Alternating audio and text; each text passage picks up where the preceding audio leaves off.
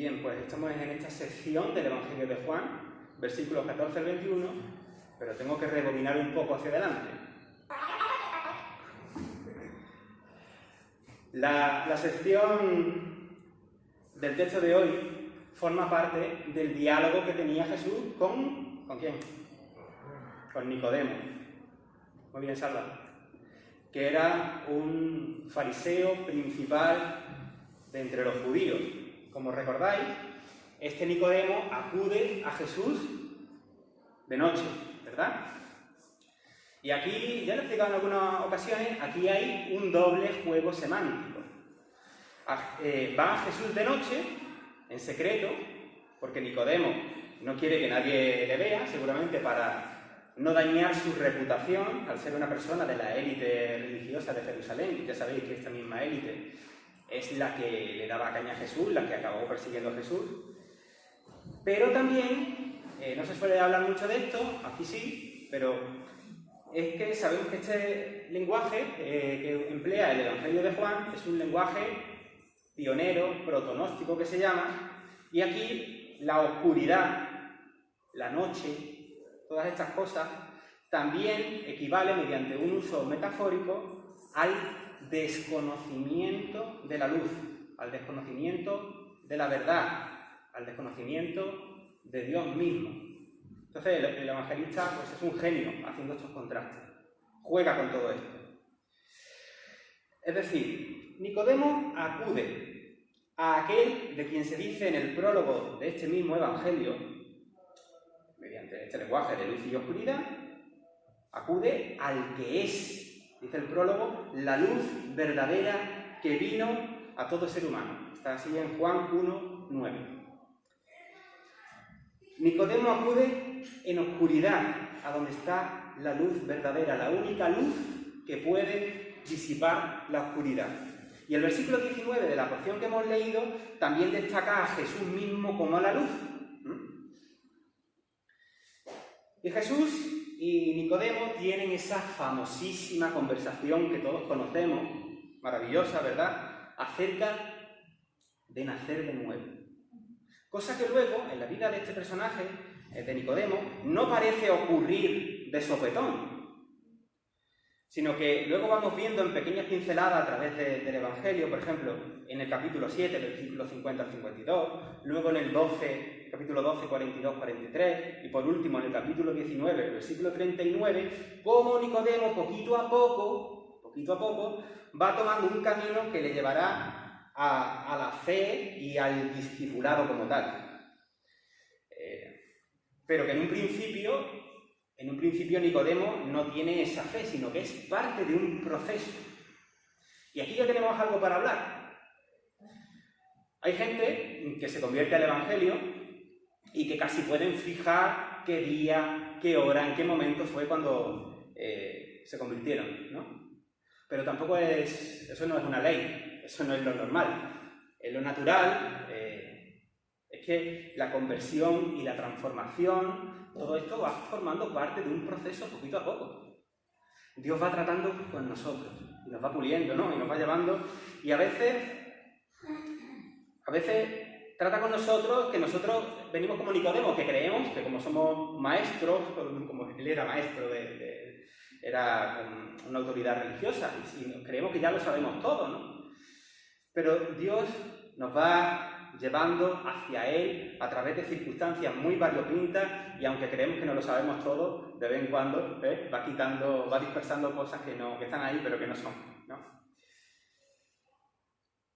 Pero hasta este momento, hasta este texto, solo hasta aquí, Nicodemo ha podido ver que Jesús, según él confiesa, es un maestro que viene de parte de Dios porque hace señales. Eso él lo reconoce. Pero le pasa lo que ocurre unos versículos más arriba, un poquito antes, en el capítulo 2, versículos 23-24. Ahí dice, muchos creyeron en su nombre, en el nombre de Jesús, viendo las señales, es decir, los milagros que hacía. Pero Jesús mismo no se fiaba de ellos porque conocía a todos. Jesús explica a Nicodemo que no se trata solo de ver y creer. Se trata de que hace falta una mentalidad nueva para ver el reino de Dios y para identificar qué son esas señales que Jesús hace, el contenido profundo de esas señales, de esos milagros. Y esto es importante porque los milagros de Jesús nunca son milagrería. Plutarco Boimilla, que es un teólogo y librista, tiene un libro muy bonito titulado Los milagros también son parábolas. ¿Por qué? Porque los milagros llevan dentro una enseñanza. No es el milagro y ya está. ¿A qué remite? ¿A dónde te lleva? ¿A qué te enseña? Ahí está la cuestión. A grandes rasgos puedo decir que todos los milagros son señales de que el reinado de Dios está viniendo, ¿vale? Pero bueno, fijaos una cosita. En el capítulo 6 de este mismo Evangelio, en el versículo 26, Jesús le dice a la multitud, la cual solo le sigue por los milagros, que en realidad no han visto, lo que esas señales milagrosas significan, sino que solamente le han seguido a Jesús porque se saciaron del pan, de que cuando Jesús multiplicó los panes, ¿no? La alimentación de los 5.000, por el interés que quiera Andrés, ¿no? O sea, en plan, como Jesús hace milagros, a ver qué puedo yo sacar de ahí. A eso le sigue a tanta gente. Pero eso es enfocarse en los milagros en vez de en el autor de los milagros. Hay una enseñanza en los signos, que es como en realidad hay que llamar a los milagros. Son señales que apuntan algo. Lo que pasa es que, como digo, en esta mañana no da tiempo a mirarlos todos uno por uno. Y luego en ese mismo capítulo 6, en el versículo 66, dice que muchos de los discípulos, o sea, la gente que ya estaba más comprometida, no se refiere a los 12, sino de los discípulos en general, muchos de los discípulos que le seguían solo por los milagros, como se puede ver por todos los versículos anteriores, por el contexto, todos esos, o sea, un grupo grande, volvieron atrás y dejaron de seguirle, cuando entendieron que tomar parte con Jesús era, como dice Filipenses 3:10, participar de sus padecimientos. Porque seguir los milagros está guay, pero tomar tu propia cruz y seguirle, eso ya no mola tanto. Así que, volviendo al tema, aunque Nicodemo cree saber y entender los signos que ven en Jesús, pues le ha llamado la atención y ha acudido a él, Jesús le dice, mira, es necesario nacer de nuevo si realmente quieres entender de qué va todo esto correctamente.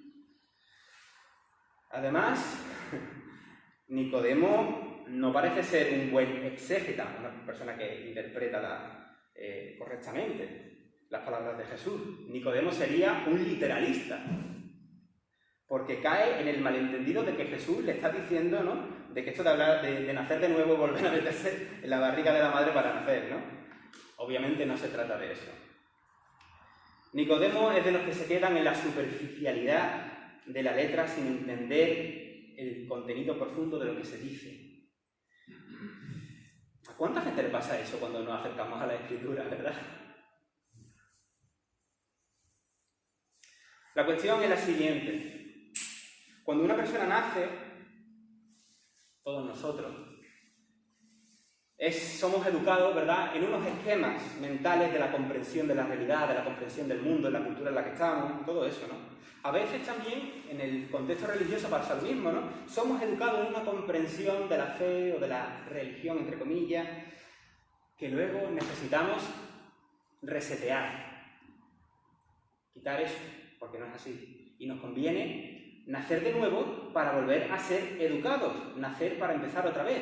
Pero ahora hablamos de nacer, esta vez, en el Espíritu. Para que sea el Espíritu Santo de Dios quien nos eduque en esa comprensión, en el discernimiento de las cosas. Aunque la porción que hemos leído empezaba en el versículo 14, me ha parecido bien hacer esta introducción, ¿vale? Y además quiero que veamos otro versículo, que es el 13, que tampoco lo hemos leído, pero es el que va delante. Que, por cierto, muchas Biblias, de las que tenemos en casa y tal, a partir del 13 en adelante aparece en rojo también. Bueno, no, desde antes viene en rojo, como si fuesen palabras de Jesús.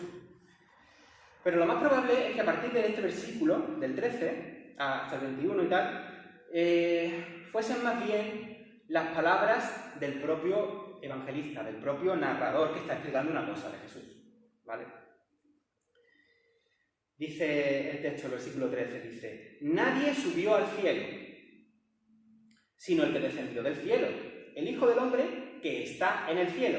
Fijaos, que está en el cielo. Es decir, el evangelista ya está mencionando y todo, como escribe a posteriori, ya está mencionando incluso la ascensión de Cristo, ¿vale? Si os fijáis, no pueden ser palabras de Jesús, sino que es una nota explicativa.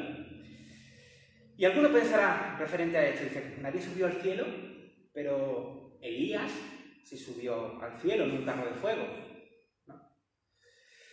La cosa es que no va por ahí. Dicen los especialistas, bueno, esto yo creo que también lo sabemos, entre los judíos de aquel tiempo, desde hacía 200 años ya, antes de este tiempo, había una tendencia, una corriente muy propia de los grupos, de las sectas que había. Sabéis que en el judaísmo había distintas sectas, los esenios, los fariseos, saduceos, etc. Pues había grupos apocalípticos. Aunque la apocalíptica como tal se extendió, no entendió mucho de fronteras de grupos, sino que la propia sociedad al completo pues, tenía pequeños ramalazos de apocalíptica. Pero bueno, y entre algunos de estos grupos apocalípticos, o casi todos, estaba la tendencia de pretender acceder al cielo en visiones. Y había mucha gente que decía que subía al cielo en visiones. Esto es muy típico del libro de Enoch, ¿vale? Que es un libro que no tenemos nosotros en las escrituras. Son un compendio de 5 libros y ahí se ve mucho esto. Esto era una cuestión subjetiva, que podía ser verdad o no podía ser verdad. Por ejemplo, Pablo dice, pues yo conozco un hombre, ¿no?, que en el cuerpo, no sé, ¿os acordáis de esa parte? Bueno, ahí está hablando de una circunstancia parecida. O en el Evangelio, perdón, en el Apocalipsis de Juan también vemos algo muy parecido, pero estamos en un terreno que son experiencias subjetivas que la gente común no puede determinar si era así o no es así, y en qué caso es verdad y en qué caso es mentira, ¿no? Hace unos años había un niño que había dicho que cuando estuvo en coma fue al cielo. No sé si conocéis esa historia. Había estado en coma y dice que había ascendido al cielo. Y se escribieron libros de la experiencia de este niño. Y creo, si no recuerdo mal, que se hizo una película o algo así. ¿Qué? No, esa es otra, esa es española, esa es otra. La que yo digo es americana. Y luego, al cabo de los años, dijo el chaval, cuando ya se hizo un poquito más mayor, que dijo que aquello había sido una mentira, que no había pasado de verdad. Y la producción industrial cristiana ya había pillado para lanzarse a producir libros y de todo. ¿Cómo nos gusta creer y poner nuestra fe en personas extraordinarias en vez de Jesús? Lo que el evangelista está explicando es que no le hagamos mucho caso a los que dicen que han estado en el cielo y han obtenido allí revelaciones especiales del trono de Dios y de la realidad de Dios, o como queramos decirlo. Nuestra fe, aunque pueda haber situaciones que sean verdad, yo no estoy echando por tierra el Apocalipsis ni nada de esto, ¿no? Pero nuestra fe no se fundamenta en lo que uno dice de haber subido al cielo. Porque la cuestión es al revés. No se fundamenta en lo que fulanito menganito haya dicho de que ha visto en el cielo. Lo fundamental no es que el ser humano sube al cielo para darnos a conocer a Dios o la realidad de Dios, sino que Dios mismo baja a nosotros a través del Hijo del Hombre. Eso es lo que dice el versículo 13. Te puedes topar con mucha gente, o iluminados, o lo que sea, con buena intención, pero que te pueden liar. Pero si quieres algo sólido, donde fundamentarte, fíjate en el que descendió del cielo. Punto. Fíjate en el que nos da a conocer el amor de Dios, como dice Juan 1:18. A Dios nadie lo ha visto nunca. El Hijo unigénito, que es Dios y vive en unión íntima con el Padre, nos lo ha dado a conocer. Pon tu vista solo en Jesucristo y no en humanos que han tenido experiencias extraordinarias. Si esas experiencias extraordinarias, si son reales, pues gloria a Dios. Y ya está. Su experiencia y punto. Luego, el versículo 14 del texto de hoy dice, ahora ya sí, es el que hemos leído. Como levantó Moisés la serpiente en el desierto, así también tiene que ser levantado el Hijo del Hombre. Como recordaréis, en el capítulo 21 de Números se describe esa amenaza que tiene el pueblo, ¿verdad?, cuando está en el desierto, todavía en el Éxodo, esa amenaza por parte de serpientes venenosas que te mordían, ¿no?, y pues, la gente se moría. Y entonces, cuando el pueblo clamó, Dios le dijo a Moisés que se hiciera una serpiente de bronce y la pusiese en un asta, en un palo, ¿no?, y lo clavase, ¿no? ¿Para qué servía eso? Para que si te mordía una serpiente y te inyectaba su veneno mortífero, tú mirases la serpiente de bronce y al mirarla desapareciese el efecto del veneno y pudiese seguir viviendo, tener vida y no muerte. Y entonces ahora el evangelista está diciendo, está explicando, deja de mirar otras cosas, deja de mirar gurús, deja de mirar a iluminados que dicen subir al cielo con visiones, mira solamente a Cristo, por el que en Él Dios viene a nosotros. Además, es necesario, al igual que la serpiente de bronce, que Él también sea levantado, para que cuando le miremos a Él, es decir, para que confiemos en Él y aceptemos su obra como crucificado, así el veneno que está en nosotros del pecado, ¿vale?, pueda desaparecer y así pasar con Jesús de muerte a vida. Y explica muy bien, para que todo el que cree en Él no se pierda y tenga vida eterna. Así dice el versículo 15, que luego se repite en la segunda parte del 16, que no sé si es el copista se lo puso 2 veces por despiste, pero esas 2 veces nos viene muy bien, porque somos a veces bastante cabezaduras en entender las cosas. El que cree en Jesús comienza a vivir en los parámetros de la plenitud. El veneno de la serpiente deja de estar en nosotros. La amenaza de la muerte desaparece para encontrarnos con la vida auténtica. Ese es el cometido de la venida de Cristo. El que descendió, como dice el versículo 13, fue enviado por Dios para salvar al mundo, como ahora dice el versículo 17, y no para condenarlo, Quítate de la cabeza al Jesús condenador, como si fuese una especie de dictador tirano, que ese no es Jesús. Pero rechazar de manera voluntaria o consciente a Cristo, entendiendo bien quién es, que no estamos hablando del que es un ateo honesto o una persona que tiene una idea de Jesús que le han presentado que no es la correcta. No. El que sabe realmente y el que es consciente de Cristo, si sabe bien quién es, pero le rechaza, esa persona ha amado más las tinieblas que la luz. Ha preferido apartarse de Él y ha optado, en realidad, por condenarse a sí misma. Retomando la metáfora del capítulo 10, donde dice que Jesús es la puerta de las ovejas, ¿conocéis ese pasaje? Una puerta que está abierta y no cerrada. Siempre queda opción para que uno diga, para saber qué es esa puerta, ¿no? Para preguntar, ¿para qué sirve esa puerta? Y queda, cuando uno sabe qué es verdaderamente, queda la libre decisión de si entrar o no entrar por ella. Otra cosa será, planteo, para quienes piensan que esa puerta es un armario, para quienes piensan que esa puerta es una ventana, para quienes piensan que esa puerta es un frigorífico. Ahí ya hay una confusión, ahí esa es otra historia, ¿no? Pero el que realmente sabe que es una puerta y a dónde va esa puerta, esa persona que la rechaza, pues está anulando el tomar parte con Cristo.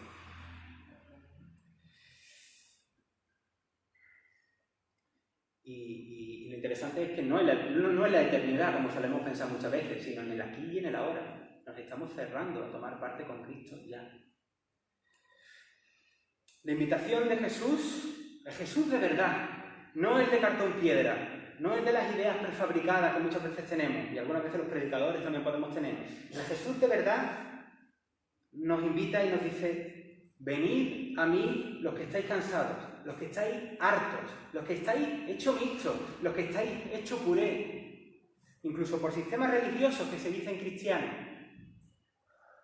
y yo os haré descansar. Jesús no está ahí para condenar al mundo, sino que para que el mundo sea salvo por él, para tener la vida plena, eterna, la vida de calidad, la vida confiada, la vida descansada, donde un manantial de agua viva nos renueva y nos sacia la sed.